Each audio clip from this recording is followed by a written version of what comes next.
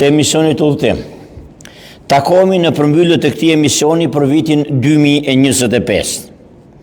Në këtë fund viti ndalemi për një çast reflektimi, falënderimi dhe mirënjohje. Emisioni Udhëtim e nisi rrugtimin e tij më 18 korrik 2025 me personazhe të spikatura dhe një kohë relativisht të shkurtur, ka arritur të realizojë plot 22 episode, duke u kthyer në një hapësirë komunikimi, vlerësimi dhe kujtese për njerëzit që me veprën e tyre kanë lënë dhe po lënë gjurmë të dukshme në jetën kulturore, sociale, sportive, arsimore dhe institucionale të Lezhës dhe më gjerë. Gjatë këtij udhëtimi kemi patur privilegjen të kemi në studio personalitete të spikatura si gazetar, publicist, artist, piktor, skulptor, historian, studiues, mjek, sportist, kampion, trajner, pedagog, drejtues institucionesh, sipërmarrësh, misionar, pajtimi ushtarak, poet e shkrimtar, njerëz që përfaqësojnë vlera reale dhe kombëtare konkrete për shoqërinë tonë. Ky emision ka pasur dhe ka një mision të qartë, të sjellë në vëmendje njeriun e punës, njeriun e vlerave, njeriun e kontributit, duke dëshmuar se Lezhë dhe rajoni i saj janë të pasur jo vetëm me histori dhe traditë, por dhe me burime njerëzore të jashtëzakonshme. Mbështetja e vazhdueshme e njerëzve tanë, komentet, ndarjet dhe vlerësimet tuaja kanë qenë shtysa më e madhe për të vijuar në këtë rrugë me më shumë pasion, përkushtim dhe përgjegjësi. Ju keni qenë dhe do të mbeteni pjesë e pandarë e këtij udhëtimi. Një falënderim i veçantë shkon për zotin Agustin Cin Marini, themeluesi i medias elektronike në Lezhë, për përkushtimin e tij të palodhur, profesionalizmin dhe mbështetjen e vazhdueshme teknike, fal të cilit ky emision transmetohet drejt për drejt në Facebook dhe më pas në YouTube. Pa këtë bashkëpunim udhëtimi nuk do të kishte këtë formë dhe këtë jahon që ka marrë. Po ashtu, një mirënjohje sinqertë për zotin Afrim Dashi, i cili me dashamirësi dhe bujari na ka vënë në dispozicion ambientet komode të restorant Dashit, duke krijuar kushtet e duhura për zhvillimin normal dhe dinjitos të emisionit.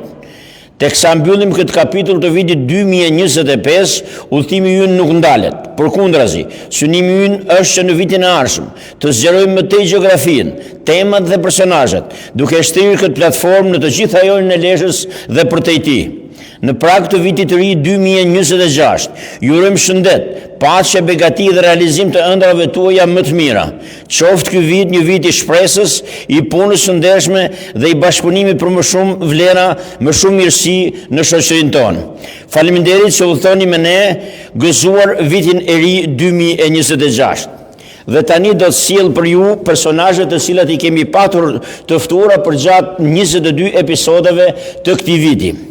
Emisioni Udhëtim ka filluar me datën 18 korrik 2025 dhe emisioni i fundit ka qenë me 27/12/2025.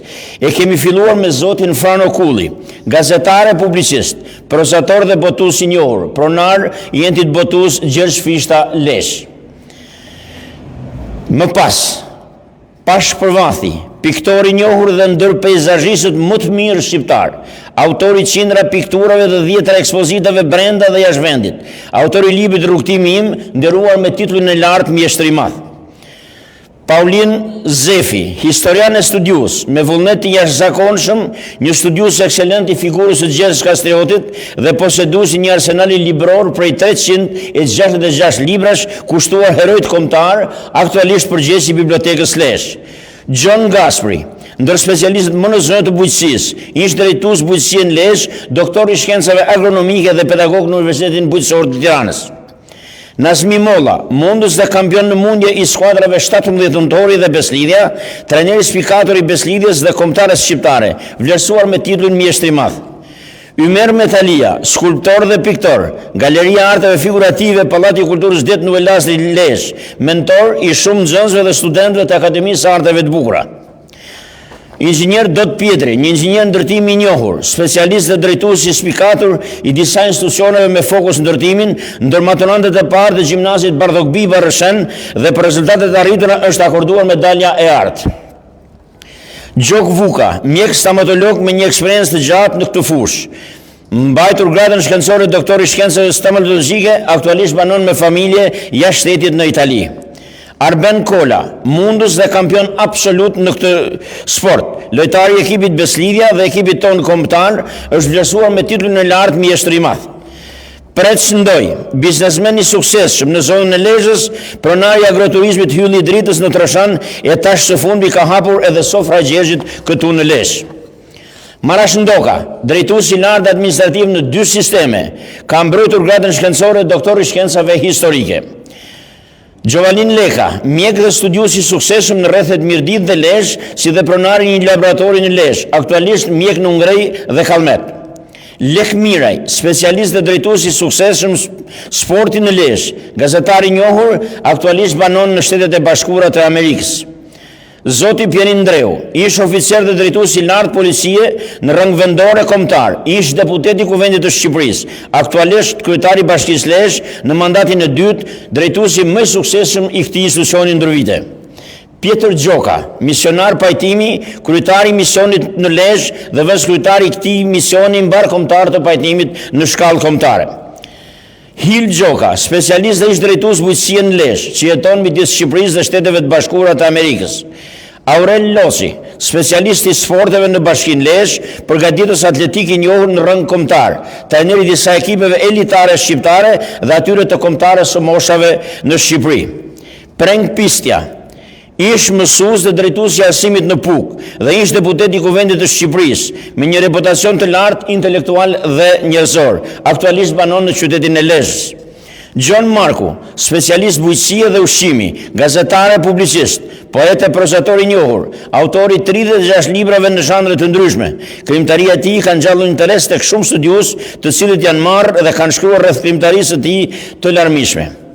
Dritan Smajli, ish futbollist i njohur i Beslidhjes dhe më pas i disa ekipeve elitare në Shqipëri si Vllaznia, Flamurtari, Kuksi e tjerë, dhe tash së fundi po spikat edhe si një trajner i brezit të ri por i suksesshëm. Ded Ramani, ushtarak në pension i mirë arsimor jo vetëm në fushën ushtarake, autori disa librave publicistik, posedon një bibliotek të pasur me dhjetra e qindra tituj. Marin Frani, mësues i gjuhës tërësisë shqipe dhe drejtues shkollën Trashan, me një formim të spikatur akademik, studius i pasionuar dhe rigoroz i gjuhës shqipe, ku pritet që së shpejti të dalë me 2 botime kushtuar këtyre studimeve. E tash duke e mbyllur udhëtimin tonë për vitin 2025, do të uroja gëzuar vitin e ri 2026 dhe mirupafshim në episodet e ardhshme të emisionit Udhëtim me një platformë tjetër, me një ide tjetër. Deri atëherë, nga unë Martin Dedaj, mirupafshim.